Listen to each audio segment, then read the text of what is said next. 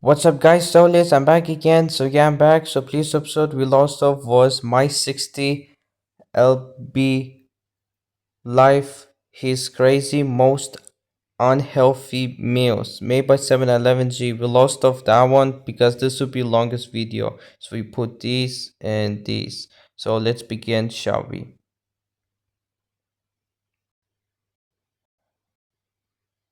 He goes and drives her to some random place to get more food after he has cooked her, like, her breakfast. So that means Ray is not even 90% of the problem. I think he might be 100% of the problem, because I assume this woman does not have her license. And so if Ray doesn't drive her to all these random other places to get food, then she will lose weight.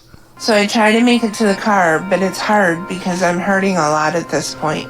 But I push myself because I know it means I get to eat, and I just can't wait for more. How may I help you? Can we get a chicken basket? Bro, okay, what do you mean we? Can we get a chicken basket? Bro, I think you mean, can she get a chicken basket? I guarantee you are not even going to touch a single piece of chicken in that chicken basket. Can we get a chicken basket with gravy and 2 soft pretzel sticks with queso? And an order of onion rings.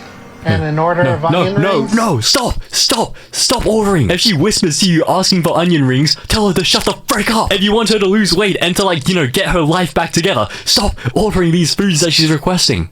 For breakfast, she indulges in a hearty spread of biscuits, gravy, sausage, and eggs, yet her insatiable appetite leaves her craving more. But the moment my meal is over, and I've eaten everything I have, all the sadness comes back. So all I can think about is when I can eat again. Oh my god, okay. So after Ray takes me home and leaves, if there's anything in the house, I'm gonna eat it. I'll find it and eat it even when he's tried to hide food from me. I just never want to stop. I live to eat. Even though I know my addiction to food is getting out of control, I can't stop. And I never thought it would all get this bad, and that this is what my life would become. Without pausing for a break, she proceeds to brunch, treating herself to fried chicken baskets, onion rings, queso, and anything else she can get her hands on. Returning home, Holly scours her home for any available food, using consumption as a means of regulating her emotions while making her deteriorating health worse. And she is not done yet. You want me to make 4 patties? Can you do 6? Yeah, I got enough to do 8. How many you want? Why don't you do 8? Bro, okay, you shouldn't have said that. You shouldn't have said you have enough to do 8. You should have told her that you have enough to do 1. Like, there's only 1. There's enough to do 2. So it's either you have 1 burger or 2 burgers. You know what? 2, it's quite a lot, but it's a lot less than 8. If I didn't have my mom's help, I know I'd be on my own during the day and wouldn't be able to take care of myself. So I'm thankful for her help. But the one change I'm happy about in our relationship is that my mom is no longer trying to get me to lose weight or eat better. And I feel like eating is a time where we bond, and it's the one thing that we can do to spend time together. What, so your mom has just completely given up? So you're saying she used to try and get you to lose weight, but now she's just like given up completely? She just embraces it and just cooks you food now? Bro, that's kind of dark, because like my first thought is that like perhaps your mom is just trying to get rid of you now. This is just a theory, but like perhaps like she thinks that you're such a burden to like have to look after that, like, you know what, she's had enough and she just wants to get rid of you as soon as possible by just cooking you the most unhealthy things so that perhaps you might like pass away from like some sort of like heart condition. That is kind of dark. That is like really dark to think about. And like that is my first thought. I think that actually might be happening here. Holly has a big appetite. It's like she can't get the food into her mouth fast enough. As dinner approaches, her unhealthy eating habits continue. During dinner, Holly's excessive consumption continues as she devours 8 hamburger patties, accompanied by pasta and a lot of sauce, drowning it all. My parents and me have dinner, but that meal is just the start of my dinner. Because Ray has to work late, he comes home after we're finished. And he gets fast food on the way home for both of us. For both of you? Are you sure it's for both of you? Once again, I guarantee Ray is not going to touch a single French fry. I got the food, sweetie. By the end of the day, I know I've eaten a lot. I've had probably 4 or 5 meals and a whole lot of snacks. And I'd keep eating if I could, because I'm never full and I always want to eat. And I know my eating's more out of control than it's ever been, and that I'm getting to a breaking point. But I've tried to stop and I can't, and I don't know what to do. But like, what is the solution? Like, if you're in this situation, what is the solution? Like I can't even think of anything. Maybe mental therapy or like stomach reduction surgery and all that stuff. But like, yeah, I haven't really read too much about that. Apparently it can work and it leads to significant long-term weight loss because it reduces food intake and increases feelings of fullness so that they don't feel as hungry. My body's constantly getting more exhausted. Every day that I wake up, I lose more mobility. I get tired faster. Everything is limited now. Well, I mean, here's a random idea. Like, perhaps stop eating so unhealthily and maybe these problems might go away. Perhaps, like, just a thought. And every day it gets worse, and eventually I'm not going to be able to get up out of bed. I'm too big to sleep in a normal bed, so I have to sleep on a mattress 1 foot off the floor. And to get to my feet, I roll forward out of bed really fast, kind of like a somersault. I lean back and then I whip my legs forward and it just pulls the rest of me up to standing. Okay, that is slightly concerning. Like, are you not like slightly concerned? Like isn't this enough to like, you know, perhaps motivate you to eat a little bit more healthy?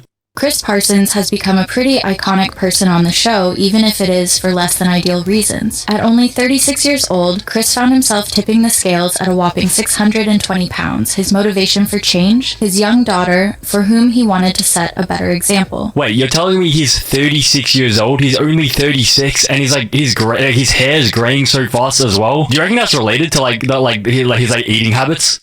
showers wipe me out. Once I'm clean, I have to sit down for a little bit. Then I'm ready for my favorite time of the day.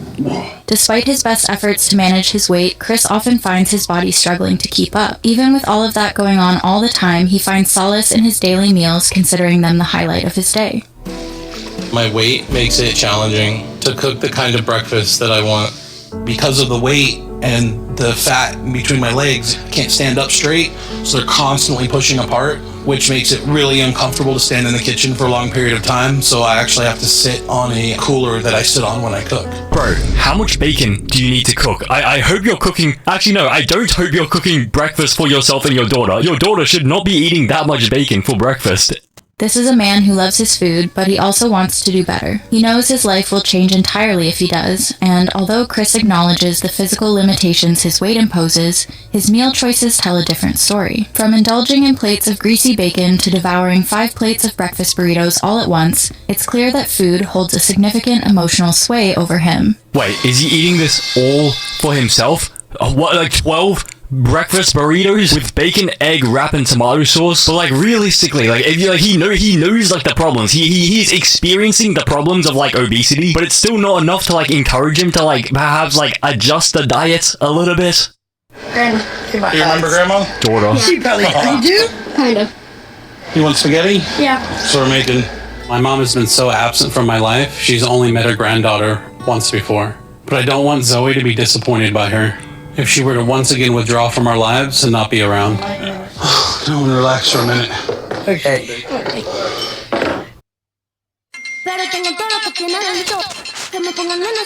Oh, gambling apps will now go away. Like, I'm so sick and tired of shit. Like, oh. Okay, this is still really hot. Wait, is that his? Mm-hmm. Wait, that's all his? That bowl? I thought that was the sharing bowl for everyone, but that's his entire bowl of spaghetti? No more. Like, I mean, okay, so here's the issue. Like, I feel like it's probably hard to like when you're so used to eating like a large amount of food, like so many calories. It's probably hard to like suddenly eat like a lot less. But at the same time, it's not like he needs those calories. Like, it's not like he's like an elite athlete that's like burning off like 10,000 calories every single day. Because if you were burning off like 10,000 calories every single day, then I'm pretty sure you would need quite a significant like calorie input. And so I don't think he is burning them off. And so how, like, why is his body telling him to eat more food? Because spaghetti sandwich. Why am I like I don't know how the girls eat it? I feel about Daddy being really big. Kind of sad because we used to go to a pool every Saturday. Every Sunday we went to the library thing. And before we left, we would always play that game, checkers. Yeah. I forgot about checkers. It was fun. Yeah. Well, when I lose some weight, we can start doing that stuff again. We go to a water park.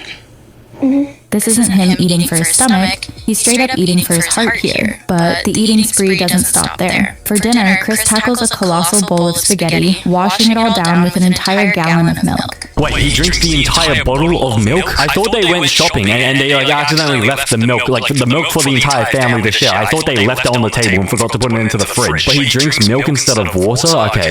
Okay. The first thing that comes to my mind when I open my eyes up is I say, God, I thank you for another day, because it is a struggle being overweight. When I go to bed, I toss and turn and roll from side to side all night long.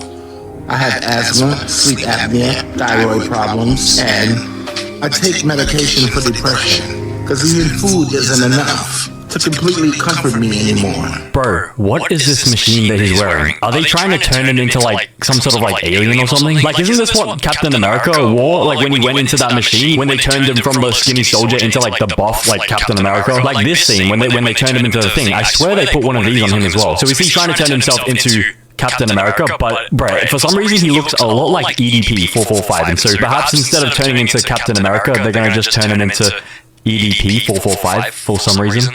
This is Larry, a 45-year-old man from Albany, New York, who finds himself weighing 648 pounds, and it's all because of his food addiction. My right leg is a mass of hardened lymphedema tissue, which makes it significantly larger than my left, and it's very painful. It's a challenge and a struggle to take a shower, all on my own. Larry is at the point where he can't do anything on his own anymore. He can't do the most simple things on his own. Needing help for basic activities like bathing and using the restroom is how he makes it through the day. The relationship that I have with food, I know that it's not normal. I eat to comfort myself. When I'm cooking, it's the only time I'm happy, besides when I'm eating. So it's a time that I like to sing, and I sing gospel, because the rest of the time, when I'm not eating, most of my thoughts are morbidly depressing. As things get harder for him, Larry turns to food as his coping mechanism. At least when I cook, I can show the Lord I feel gratitude, because I don't just crave my favorite meals, I love them. Eggs, English muffins, yes. I need what food does for me. It takes the pain and fear of what's gonna happen to me away, and it's always been able to do that for me. Let's see, how many eggs will Larry make this morning? I'll make the normal 7. 7? Isn't that like not only like unhealthy, but like also unhealthy? Like, isn't it kind of dangerous to eat like more than like let me just double check. Okay, apparently it isn't dangerous to eat 7 eggs a day because the dietary cholesterol blah blah blah blah blah blah blah blah blah blah meow. But still, 7 eggs a day, so that's just breakfast. Me personally, the maximum I can eat for in a single meal would be like 3 eggs. He feels the need to constantly eat to prevent himself from thinking about the things that overwhelm him. Baked macaroni and cheese, sweet potato pie, and I enjoyed it. Eating all this food, it made me feel like I was the center of attention. And that made me feel special. But it's a bit of a paradox because when he eats and when he cooks, he feels happy, and so he tries to do that more in order to like not feel depressed. But then the reason why he's depressed is because he's so like overweight and he's experiencing a lot of pain and everything from being overweight. But the reason why he's overweight is because he keeps on like eating and cooking and stuff. But then the reason why he cooks and eats and stuff is so that he feels happy and doesn't have to feel about like the depression. It's just like a cycle. It's a paradox. So as the years went by, not being able to read created anxiety, and food made me feel better. And by the time I was 10, I was 200 pounds. Wait, 200 pounds, 200 pounds, 200 pounds, let's just double check. Whoa, 90 kilograms at age 10? Wait, how is that possible? Because for me personally, I am like 60 kilograms. That's like 132 pounds. Maybe he's just like remembering it wrong. You know, let's just give him the benefit of the doubt. Maybe he's like misremembering like the numbers and stuff. Come on, bacon, get a little browner. Larry's comfort foods are often unhealthy, providing temporary comfort but contributing to his worsening situation. He tends to disregard the amount of food he consumes at a time. Dear Lord, I thank you for the food that I've prepared. I ask you to nourish my body with it and bless the ones that don't have anything to eat. One lady who heard me asked if I would like to sing at the Black Expo in front of an audience of hundreds of people. And after the Black Expo, I was invited to sing at the Cotton Club in Harlem. Wait, what is that club called? Did you say the Cotton Club? Why would they name their club the Cotton Club? Okay. A very successful producer saw it. And then after that, he invited me to collaborate on a song for his new album. And it's far more than an average person would consume in a day. For breakfast, Larry indulges in 3 full plates of calorie-laden fare, including chicken dripping in oil, buttered English muffins with cheesy eggs, and a large glass of orange juice, totaling over 5,000 calories here alone. Okay, I don't know what video the narrator is looking at, but this is not what we call chicken dripping in oil. This is what we call bacon. This is bacon. Bacon is like pork from a pig, but I mean... We know pig, but unfortunately we didn't have much time, so we're going to say about finale part. You know, God, we're going to video. So goodbye, Saulius, and ciao.